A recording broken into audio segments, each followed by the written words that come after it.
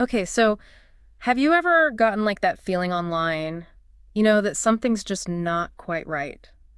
That there's more going on behind the scenes than you realize? Oh, yeah, definitely. I think we all get that feeling sometimes, especially these days. Yeah, like all your clicks and comments and stuff might actually be, part of this much bigger picture that you don't even see. Right. It's kind of unsettling when you think about it. Totally. And according to this new report, that might be exactly what's happening. There's this big expose from The Guardian, it sounds like, about a huge corporate government surveillance network. And get this, they say it just got shut down. Wow.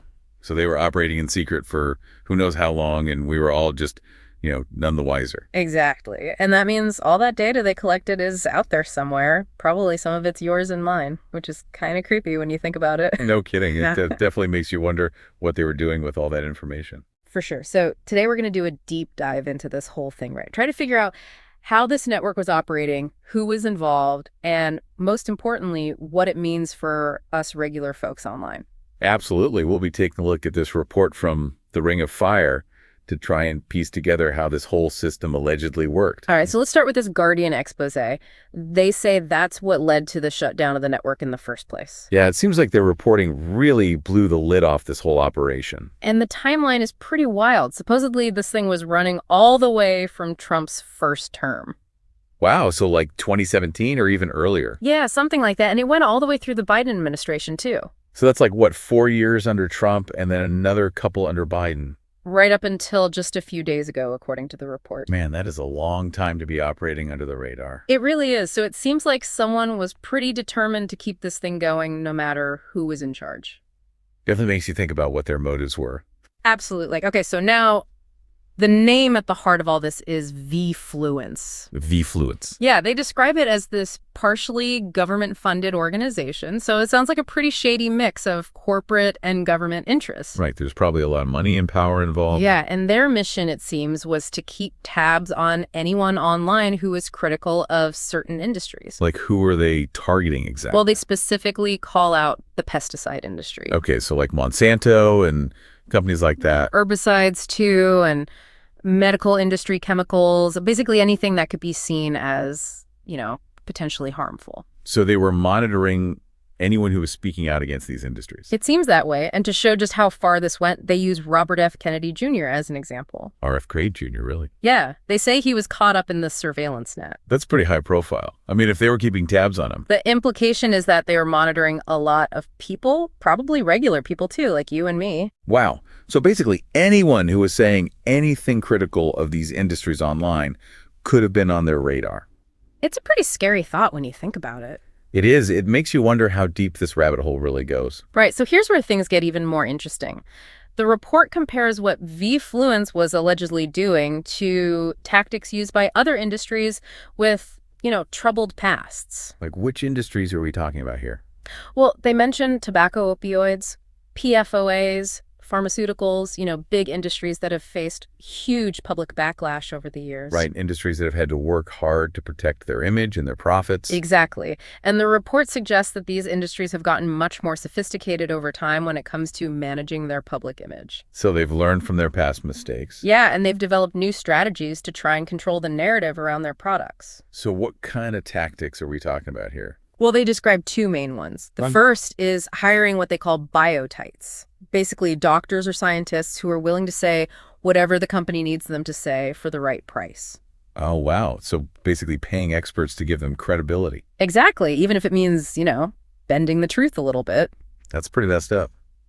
It makes you wonder who you can trust these days. I know, right? And the second tactic is setting up these arm's-length social good groups. They make it seem like these groups are independent and working for the public good. Right, but they're actually controlled by the corporations behind the scenes. Exactly. So they can use these groups to push their own agenda without anyone knowing it's really them. So it's all about creating this illusion of grassroots support for their products. Precisely. They even give some specific examples. I mentioned the glyphosate task force and Monsanto. Monsanto. Now, that's a name that's been in the news a lot. Yeah, and for good reason. They've been accused of all sorts of shady stuff. So this report is saying they've been using these tactics to try and silence their critics. That's what it seems like. And they even have a personal story about this.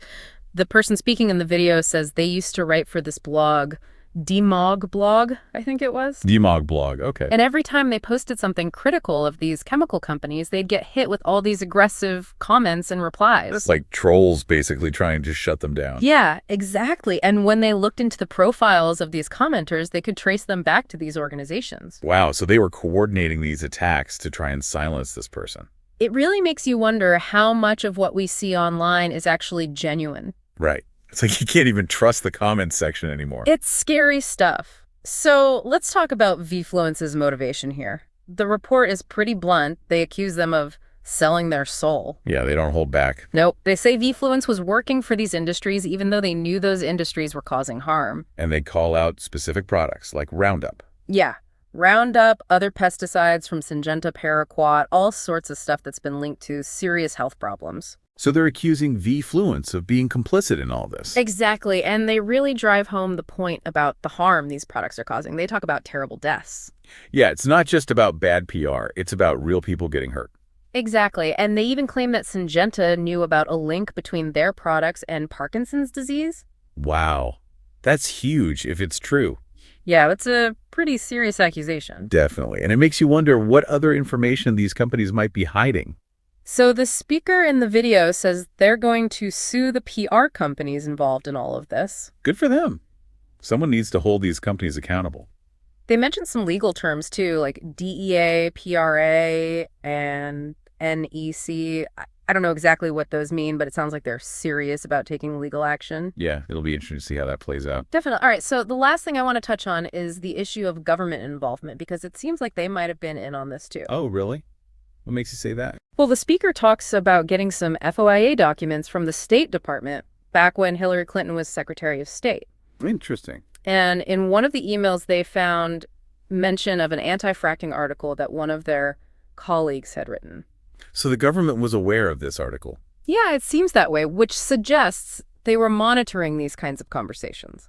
Wow. So it wasn't just corporations. The government might have been keeping tabs on people, too. The speaker thinks this is just the tip of the iceberg and that a lot of us are probably on these lists. Yeah, it's not a comforting thought, is it? Not really. But they also say that being on these lists can be seen as a badge of honor. Like you're doing something right if you're on their radar. Exactly. It means you're speaking truth to power. I like that perspective. Me too. So let's just recap everything we've learned today. This report claims that there was this big corporate government surveillance network called Vfluence. Right. And they were allegedly targeting people who were critical of certain industries like pesticides and medical chemicals. Exactly. And they were supposedly using all these shady PR tactics to silence their critics and control the narrative. Like paying off experts and creating fake grassroots organizations. Yep. And there might even be government involvement too, which is pretty unsettling. It really makes you wonder about the state of free speech these days. It does. And the really scary part is that we might have all been caught up in this without even knowing it. So what does this all mean for us going forward? Like, how should we think about our online activity in light of all this? That's the big question, isn't it? It makes you really think about the power of these corporations and how they're trying to influence the information we see online. Right. It makes you question how much control we really have over our own data and our own privacy. Absolutely. So I guess the takeaway here is to be aware, to be critical of what you see online, and to remember that there might be powerful forces working behind the scenes to shape the narratives we consume. Couldn't have said it better myself. Yeah. I think this whole situation really highlights the importance of staying informed and staying vigilant online. Totally, because who knows what other secrets are still lurking out there. Right. This could just be the beginning. Exactly. Yeah. So stay tuned, folks, because we'll be keeping our eyes peeled for any new developments in this story. And as always, thanks for joining us for another deep dive. We'll see you next time.